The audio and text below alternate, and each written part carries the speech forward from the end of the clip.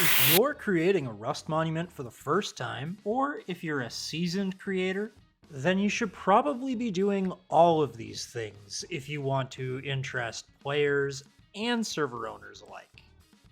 And even if you are a successful map maker, these tips and insights are still going to help you improve your workflow and efficiency. Because I'm pretty sure most of you aren't quite locking this in, especially the last step. Professional level designers know it, and so should you. Step 1. Pick a topic and get your reference. You need to have an established idea to sell to your players. In my case, I've decided to do a casino. I want to put this at the heart of my map, so I know it's going to be my hardest monument, and I'm going to need a lot of reference. Obviously, there's not a lot of post-apocalyptic casinos out there, so I'm going to try and convert an existing design into something more rundown. I'm going to use a floor plan similar to a casino that I can visit in person anytime I want, the Grand Villa Casino here in Burnaby. For starters, I like to use the building planner to measure out the distance here, while familiar with the size of foundations, so this is a great way to gauge the width, depth, and height of the interior without too much fuss. Once I'm satisfied with where the foundations are, I go ahead and I actually put the concrete cubes back in over top of them before deleting them. It just helps me set up a guideline and get my overall framework for the design.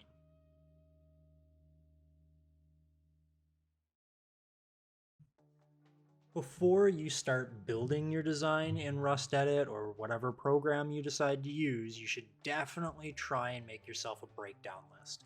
It helps actually guide you throughout your process, and you can try and make space for everything in the early stages of your design rather than trying to fit something in later, or leaving it out and making your design look, well, lacking.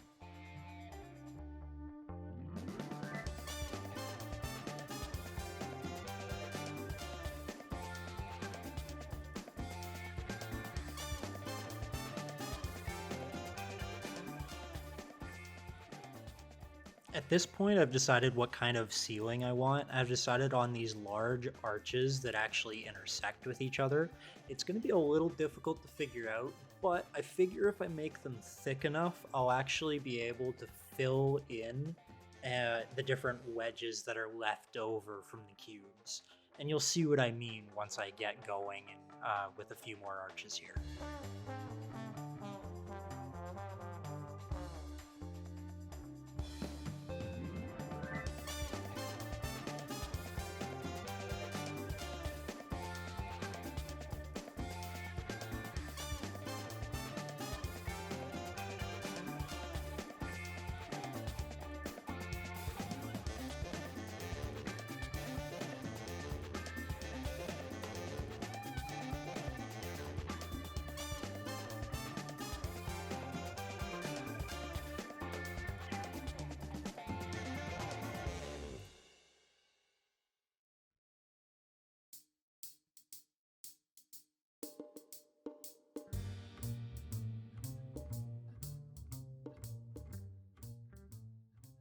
I recommend after finishing your block out to move on to larger features.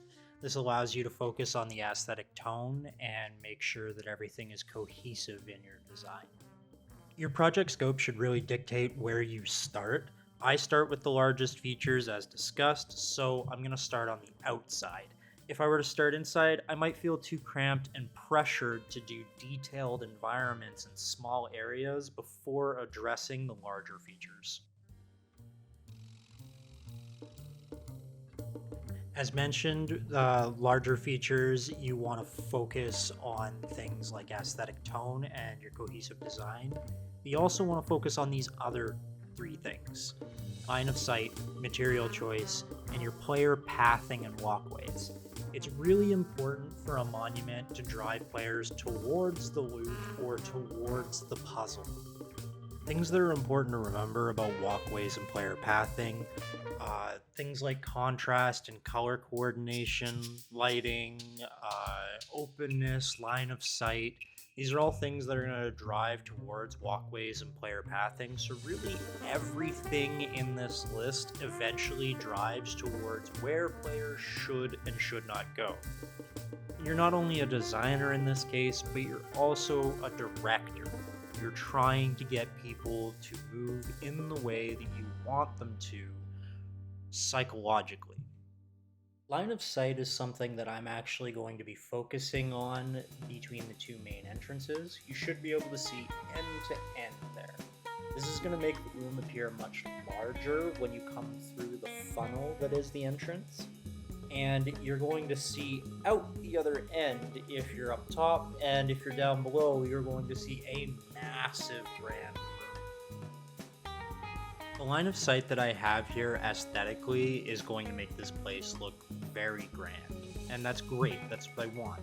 Gameplay will be heavily affected by line of sight as well. In my case, we're going to have a lot of action at the front entrances and in the grand lobby. That's a given. But if I put these entrances more offside in a secluded area, we'd have a lot more sneaking around, and you might actually see less fighting. And that brings me to my last tip, and this is material choice. Your material matters fairly expressly for aesthetics, but there are some gameplay manner things that you should consider. Firstly, when it comes to material, your color is going to play a role. Again, we already know about player pathing. Contrast is a big thing. So if you use contrasting colors, you're going to be drawing the player towards that area. As well, you should consider the sound that materials make when they're touched, hit, or struck. If I use cloth all over the place, it's going to sound really soft everywhere. You're not going to get those different footsteps, or when bullet hits the wall or something, you're going to get a weird sound. So be aware of your color choice possibly affecting your sound choice. I do admit that there are a lack of, say, metal colors. Knowing this, you are going to be left with some hard decisions in the future. Sometimes you're not going to be able to use that color that you so desperately wanted because it's just not right.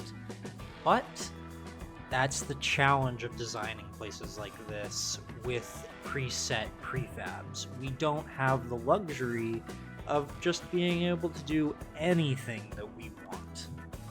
That being said, I do think I have some pretty good ideas for custom prefabs, and I plan on sharing a lot of those with you guys. So if you want to go ahead and hit that like and subscribe button, I promise you I'm going to show you some more interesting ideas for custom prefabs, which I think could expand your library.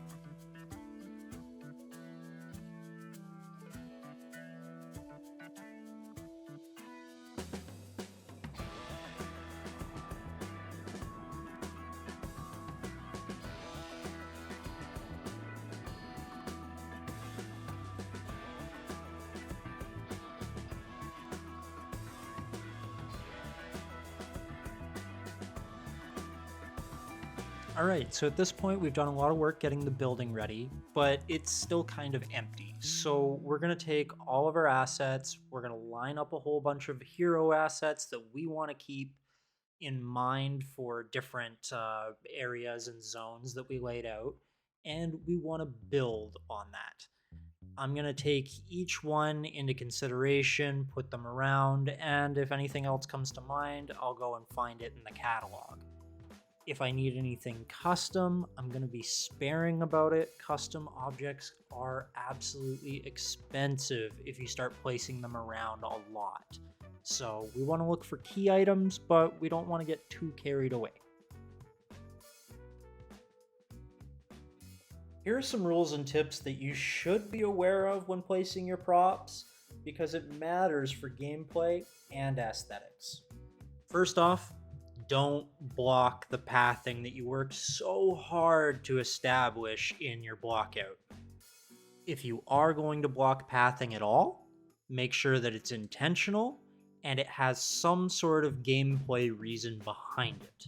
The challenging aspect to matching your setting with your props is that you may not have the props that you need from the core game. You may have to make your own custom prefab. It's important to take a thorough look through that catalog, as mentioned before, and if you don't have everything that your mind has come up with and that you've seen in your reference, then go ahead and make some custom prefabs. Make sure that you're matching your setting first and then worry about the technical aspects. This next tip might seem counterintuitive at first, but keep in mind that every setting started somewhere. We're dealing with a post-apocalyptic setting, Rust. So when you go to put your props in at first, you want to square them up. So when I mean square them up, I mean leave them at default 90 degrees, 180 degrees, 270. Don't try to manipulate them and put them all over the place in weird fancy positions right away.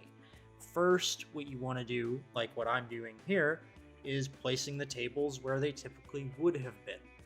And then I'll put the chairs in and everything, and that gives me my count. From there, what I'm going to do is I'm going to mess things up a little bit when I come in with a damage pass. Remember that when you make a custom prefab, you're not making it efficiently like an artist or designer would have in an actual 3D program. You're very much just clashing and colliding different assets together, and you're actually being fairly wasteful when creating a custom prefab. But it's our only choice if we want something new. So just be mindful when you make your custom prefabs and how many you're going to be using. And again, like we showed in the beginning here, line up your hero assets.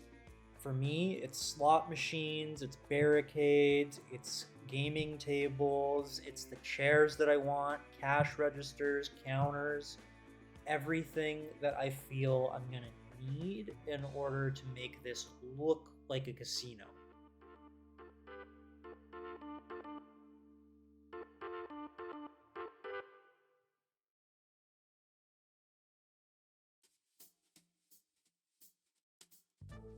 Okay, so when I said custom prefabs earlier, for anybody that doesn't know what a custom prefab is, this is what I meant.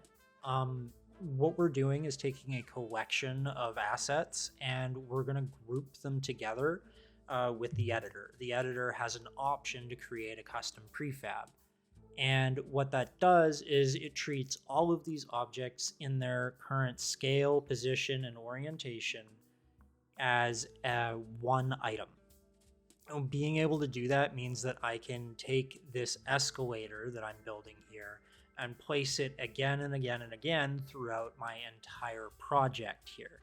This monument, this casino that I'm making, is for the heart of my map, the heart of the city, and I want to use these escalators later around my different SkyTrain stations, which I just happen to have one that I'm building just out back of the casino. So this is going to work out perfectly to see if these actually work before I go trying to spread them around to the actual map.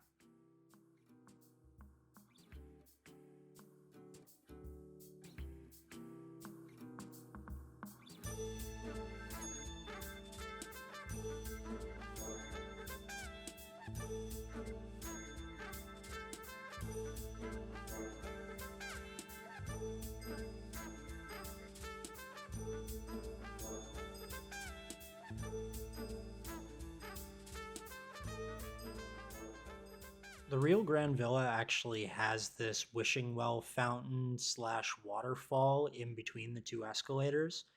I really enjoy looking at that when I'm there, and I personally wanted to get it in this design really badly, so I made space for it. And luckily, it actually turned out not so bad.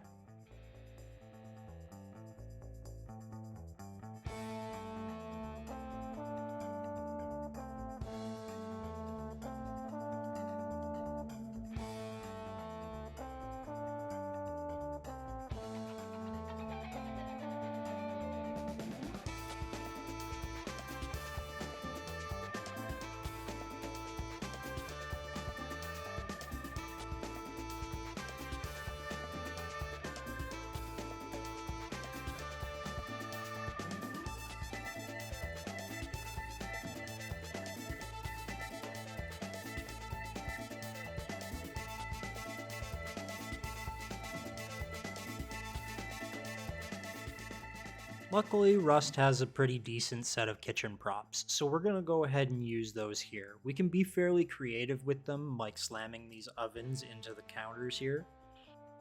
We don't want to cram this kitchen too much. We want to leave it a little bit open, but create a pathway or two. I also want to mention that the intention here is to make sure that you can jump between that counter and the top counter. That way it has a direct line of sight in and out, and you can get in and out that way. You're never cornered here.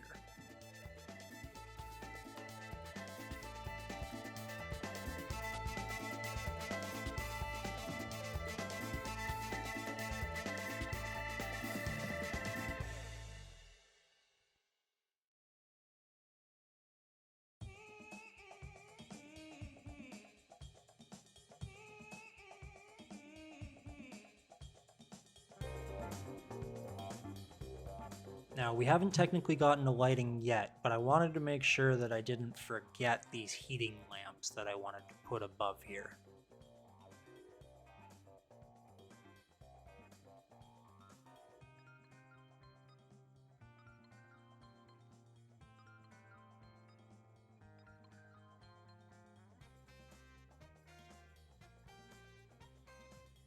Okay, so I'm actually going to test something here.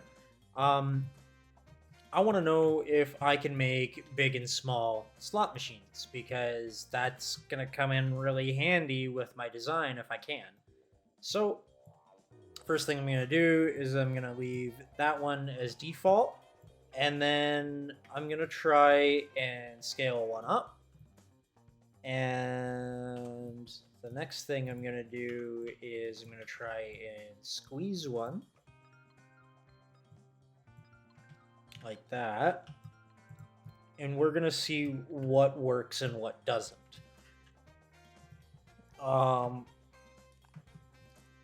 If I don't... The reason why I need to do this is because these are functional items in-game. And I see that it doesn't have a static next to the name. Now, I want to try this with the caboose one as well. So I'm going to do a squished version. Right? So there's our squished version. And then I'm going to do the enlarged version. And we're going to see which ones turn out. And all I need to do for that is save this as a new file. And we're going to upload to our private area and put that download link into our startup file for our local server on my computer. And I'm going to go test it and see what happens. And this is going to bring us to tip 5, test frequently. I recommend testing after every step, after every question, and just make sure that things are working. The last thing you want is to go back after doing a lot of stuff and finding out that something doesn't work. Those are turning out okay. Here's our slot machines, and yeah, no scaling whatsoever. So typically with objects that actually have interaction, this is going to happen, whether it be a bed or anything deployable. So this is good to know. I cannot scale these. Yeah, let's finish dressing here. Here, we'll get all our slot machines up on the top. And then after we work our way back through here, we'll get to our elevator and to our vault design, which will go underneath the casino. So again, back to our reference with the Grand Villa, it had a lot of slot machines up on the second floor, and some of these slot machines were also down on the first floor, but it's mostly tables down there. So I want to try and create more pathways and walkways with these slot machines. They're not so much there for the function, but more for the actual aesthetic. I always recommend to stay away from prop spam, and in this case, this is one of those exceptions to the rule, where I would say that this isn't quite prop spam, or it is prop spam with a purpose. Remember, we're trying to fit our theme, and generally, large casinos like this, they're gonna have a lot of slots.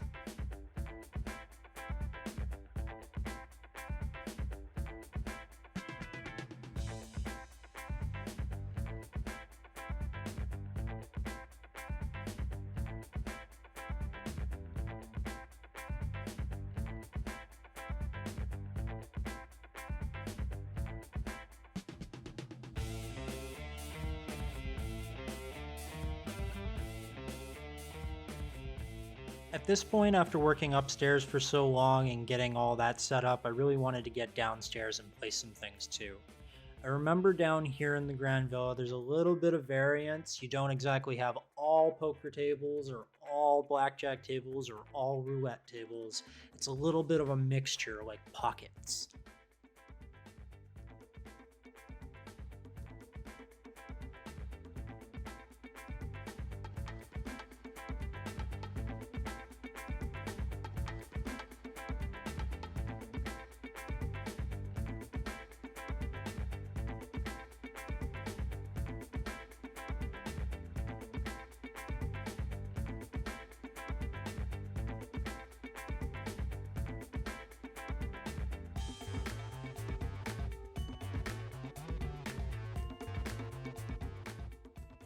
And we are now past the halfway point, on to puzzles, interactivity, and gameplay.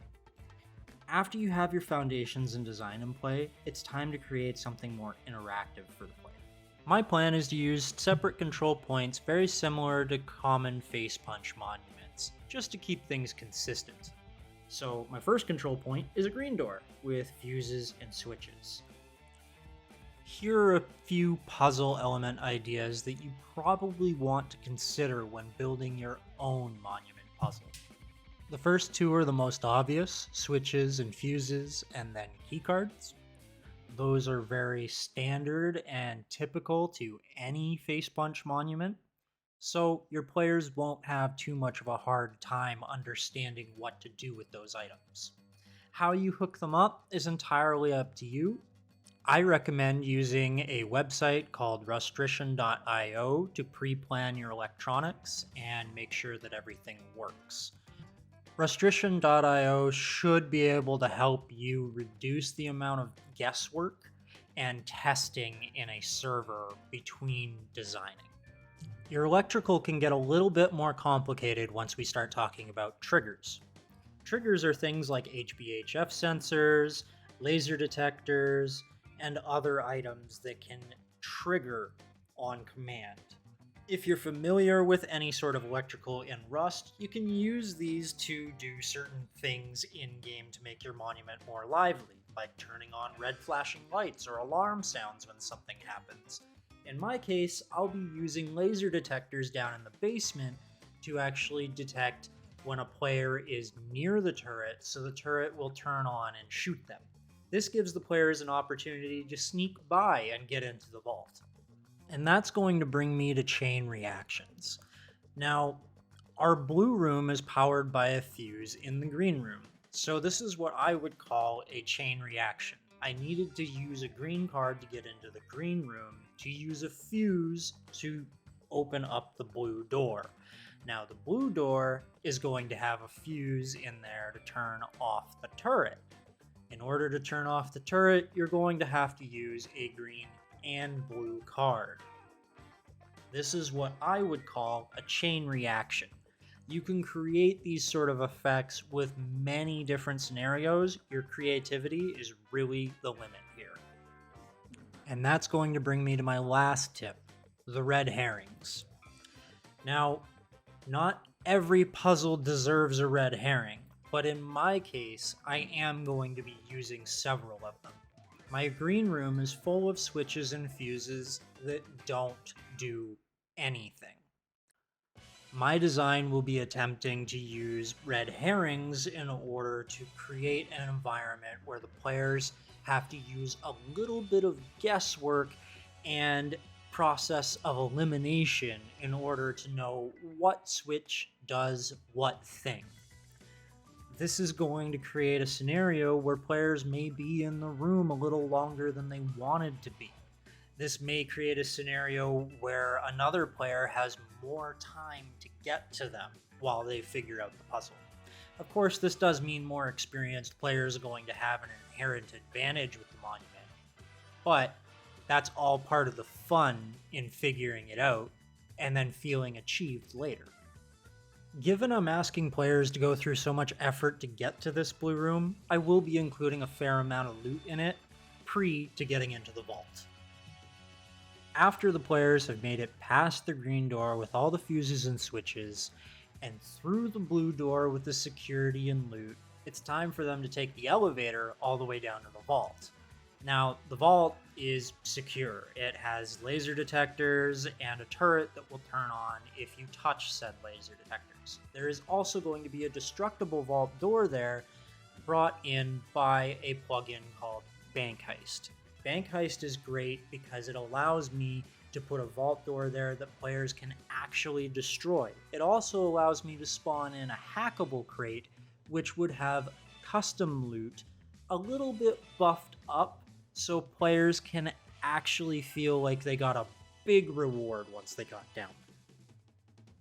In my case, I've chosen the elevator down to the vault is a good way to create an atmosphere that is very similar to what I felt when I watched a movie called Ocean's 11.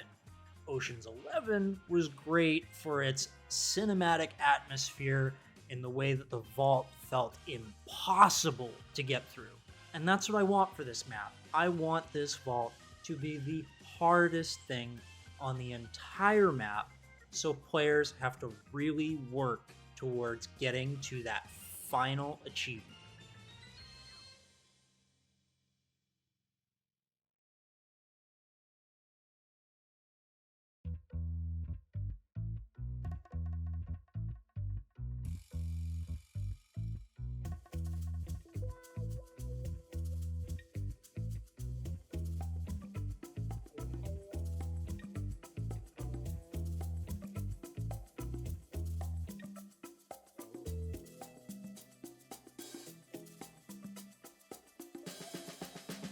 Let's break down the security electrical. It consists of a turret and several laser detectors and a fuse. The fuse upstairs allows players to turn the turret off or at least stop the laser detectors from turning it on. The laser detectors are all hooked up to an XOR tree. That tree allows the one power from the laser detectors to pass all the way through to the timer. We stop that message with a blocker from the fuse. This allows players to navigate a way to turn off the security and find alternatives to blowing up the vault. Of course, you could just run to the other end and hope for the best. You could shoot rockets at the vault, or you could try and not touch any of the laser detectors. It's really up to you as the player. There is a level of importance to having multiple ways to pull off any sort of objective that you should think about it as a designer. Your players are not always going to tackle the same thing the same way every time.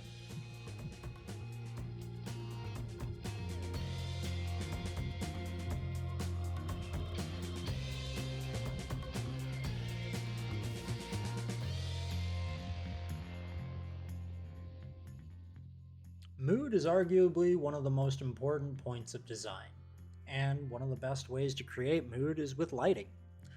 Hot and cold lights can have very different effects on the mood of your environment. Hot lights can feel warm, comfortable, inviting. Cold lights can feel industrial, isolating, or even give the essence of sci-fi. Lighting can also guide players. It's an extremely important mechanic to use your contrast in lighting to drive the player's eye to where you want them to go. This all being said though, do be careful with your lighting. It can be very expensive on performance. Lights create shadows, and this is all a calculation. For every object that's in the area, the light has to calculate more, and it can get very expensive the more lights you put out there. A common way to get around this in game development is to use lights with no shadows. Now, the editor does have some of these, and you should be mindful of which ones you grab before you start placing them.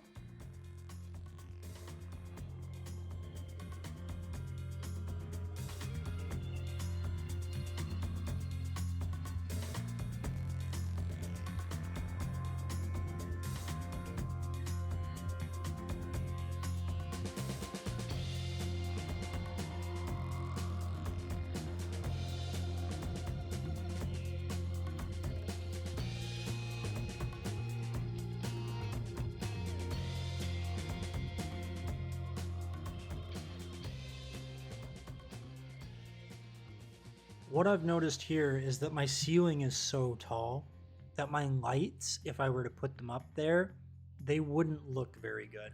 And I can't scale these lights up either because they're functional items.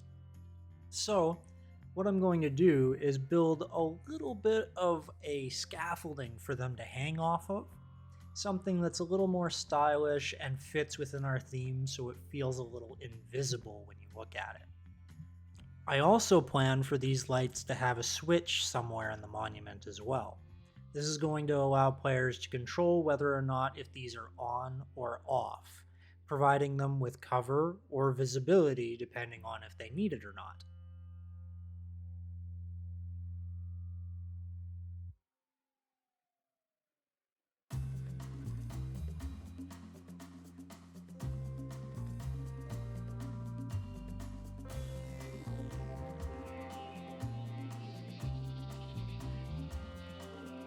I did decide to create a custom chandelier for the central area of my grand villa.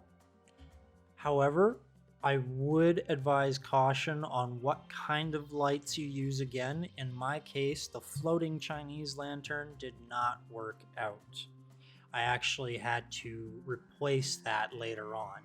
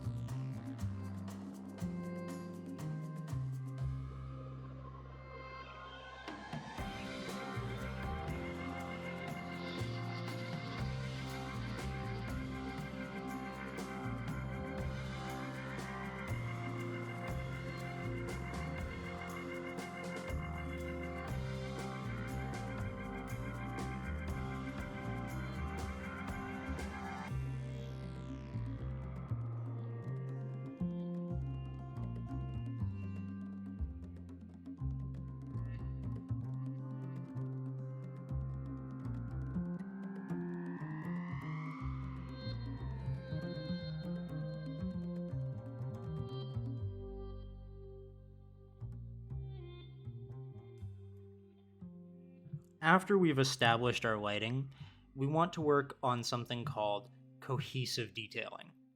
To really bring our environment together, we need some consistent details, like carpeting, framing, and some detail elements that'll really bring the place together.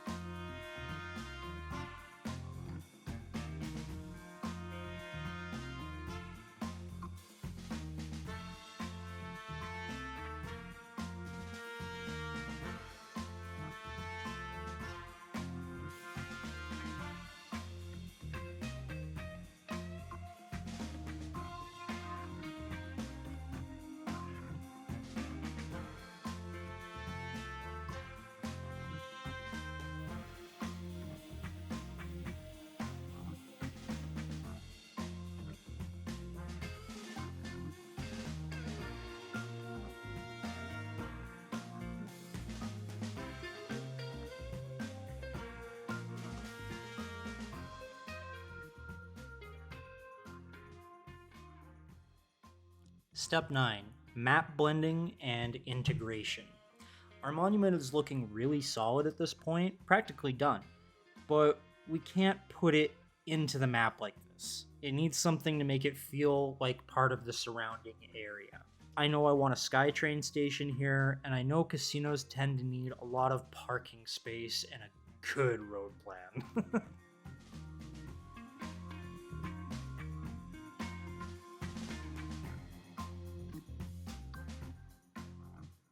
I want this SkyTrain station to be modular, meaning I can create my own custom prefab and attach it to other establishments, and on its own if I need it. The plan for this is to house all of the side rails for the train cars to spawn at, providing more substance to my city map and a little more challenge getting those train cars back to the train station.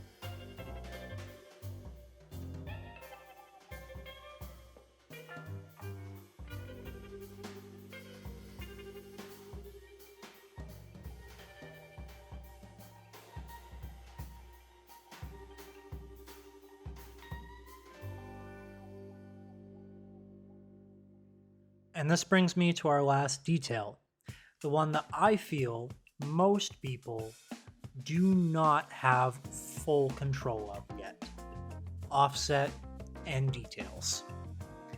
Many of you do spend a great amount of time on detailing your maps and your monuments, and that's great. But something I think we're all guilty of is starting too early or just plain spamming details everywhere. Taking the time to offset props ever so slightly, anywhere from 5 to 30 degrees, it improves the atmosphere and makes your environments feel more lived in. Another way to be really efficient at dropping in props really quickly is by creating a brush or two, a custom brush. They allow for quick placement of various props at various angles and sizes. Even just damaged dirt clutter is an efficient way to detail your environments fairly quickly. Just be sure to change it up and not spam details too much. One exception I'll point out for detail spam is thematic items. For example, in my casino, I think casino chips would be commonly scattered everywhere, so I am going to spam those. If you had an office building, maybe paper would be spammed. But I do feel that you should do so with discretion.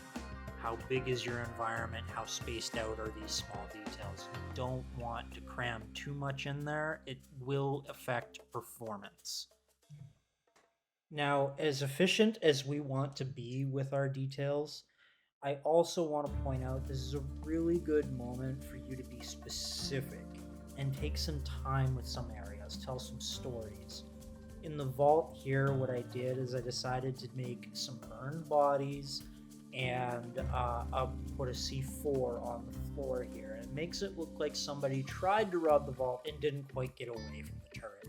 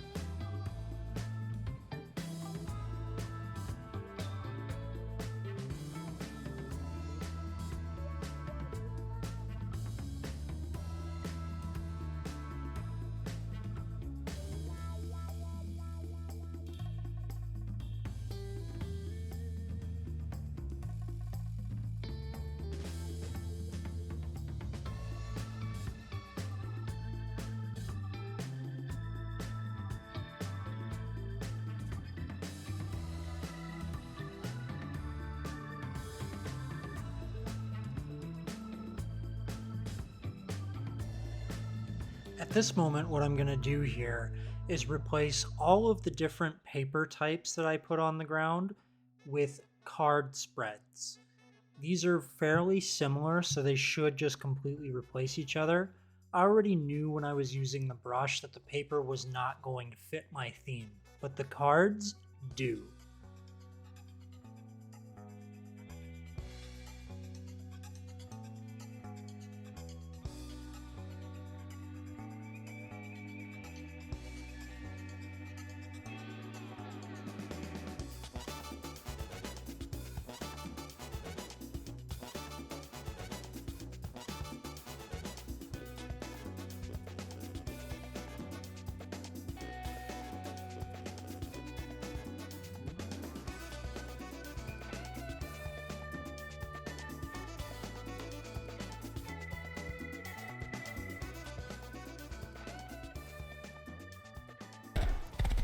Okay, so let's take a look at our design in its full completion and see if there's anything that we need to resolve.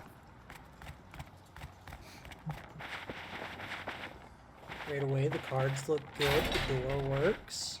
We're funneled into our open room. It does feel really big when we get in here, and it's exactly what we wanted. It's playing quite smooth. I've only had a few FPS drop. Now, you will notice that my FPS does say it's about 26-30. It is important to remember that I'm running the server on my computer. I am also running Rust, and I'm running Rust Edit in the background while I'm testing this. Realistically, I should be getting a bit more, but this area is quite heavy, probably due to all those lights that I put in. So, my first thought is probably reduce the lights.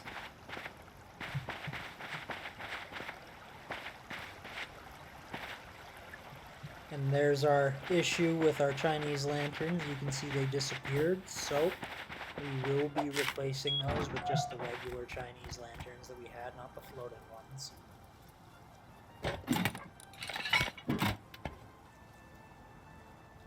I did put a generator in here. I believe that that is hooked up to one of the lights, which allows the lights to turn on.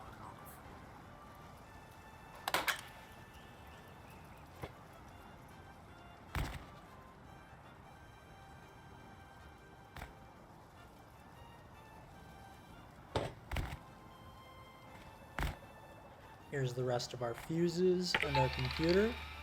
When testing this, I did notice that nothing showed up in the bottom left.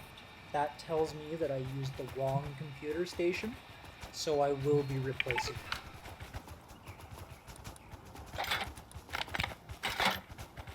I just went ahead and threw a fuse into every one of these because I don't want to reveal which one is the red herring in case if I have players watching. But we are going to turn on all the switches.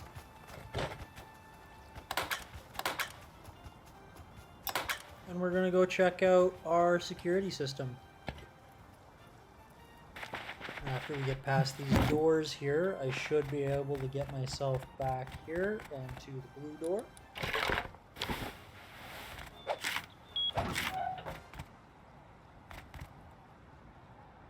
This all appears to work. Now right there on that wall to the left there is where I plan on actually putting the fuse. And that would be for the turret. It does look like we didn't put in our water trigger. So before we go showing off this vault, I think it's going to be important that we go ahead and try and bring that in properly. Alright, one more try. With the water volume in there now, we're able to get down there no problem.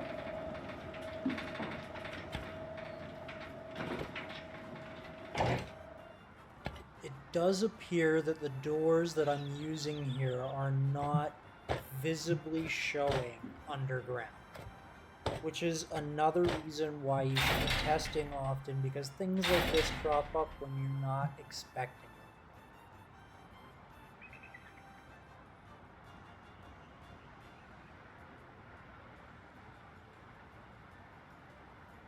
So at this point, I'm not sure if I can actually get past these without, activating the turret, and sure enough, one jump and the thing's already on and pointing at me. I did, however, notice that it's not shooting.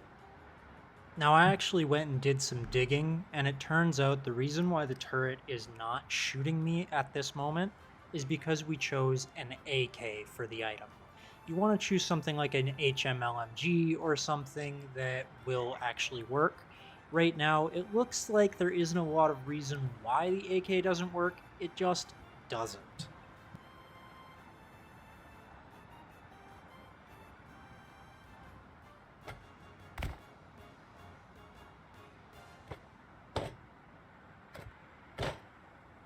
It does appear that these lasers may be a little too hard to jump over and space through, so I have one more gameplay idea that I can work with, and that would be having some of the lasers not output a signal at all.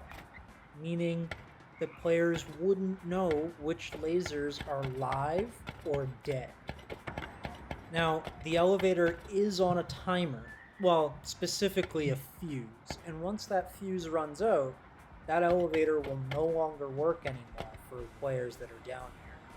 So I would highly recommend, if you're a player watching this, come with a friend and try and keep them up above so they can take care of you.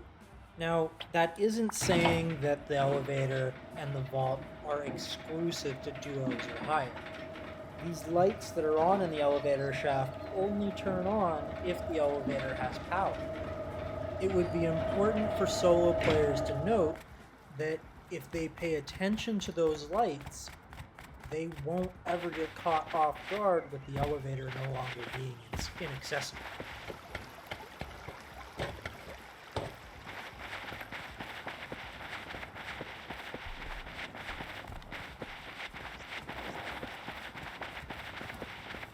I'm actually quite happy with how this Skytrain turned out, and I can't wait to place it around the rest of the environment that I'm making for this map.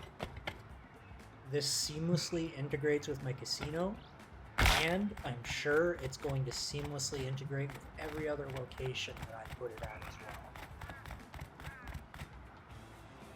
This is another reason that you should be testing things. That flickering that we just saw there, that is 100% two surfaces too close together. Easiest way to deal with that is to touch your scale up or down by a few decimal points.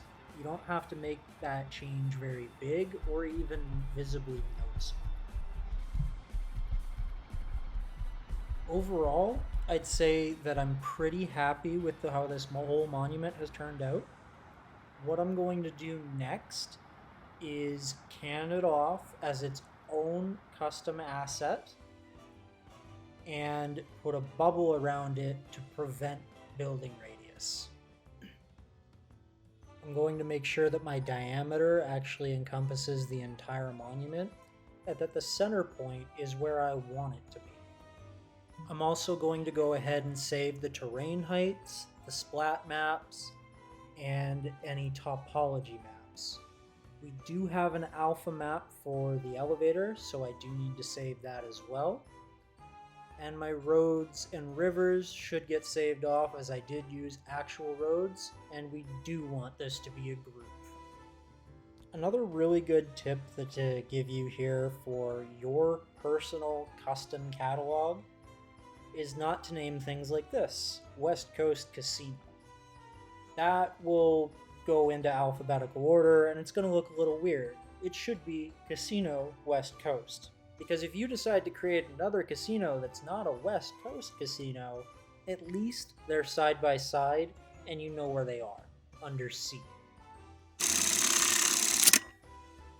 For everyone that's made it through the lesson here, I really hope you go on to create your own great monuments. If there's any more tips or instructions that I could give you in the future, feel free to comment, tell me what you need, and I will happily help you. And of course, if you liked what you saw here, hit that like and subscribe button. I'd love to make more of these, and that's how you can let me know that I should.